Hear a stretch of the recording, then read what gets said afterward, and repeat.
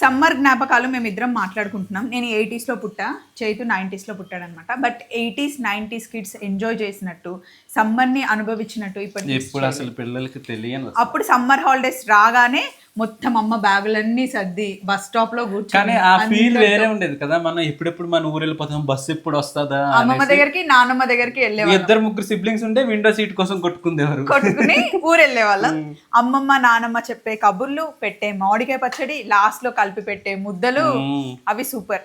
ఇంకా అప్పుడు ఇంటి మొత్తంకి ఒకటే టీవీ ఉండేది. ఆ టీవీ కలిసి ఒకే దగ్గర కూర్చొని చూస్తుండేవారు. పక్కింటి పిల్లలు మామిడి పండ్లు కట్ చేసి తెచ్చిస్తే నాకా నీకా ఏంటి మాకు మామిడికాయలు ఆవకాయ పెట్టేదానికన్నా స్లైసెస్ లాగా మనకు కట్టిస్తే ఉప్పు కారం చల్లుకొని అది తింటూ. అండ్ గల్లీలో ఉన్న పిల్లలందరూ వస్తే గోలీ బిల్ల, గోలీలు ఏవో ఏమంటారు దీన్ని, బిల్లాదండి ఆడుకునే వాళ్ళు.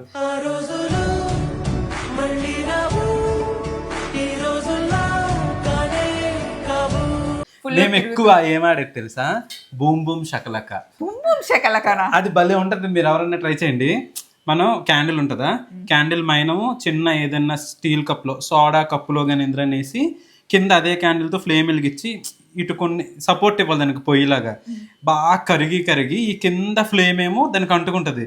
అంటుకున్నప్పుడు ఇలా వాటర్ జల్లితే జుమ్మని ఎంత మంది వస్తుంది. మేము ఆడినప్పుడు నాకు మా ఫ్రెండ్కి ఫసప్పని జుట్టు కాలిపోయేది. అప్పుడే పోయింది.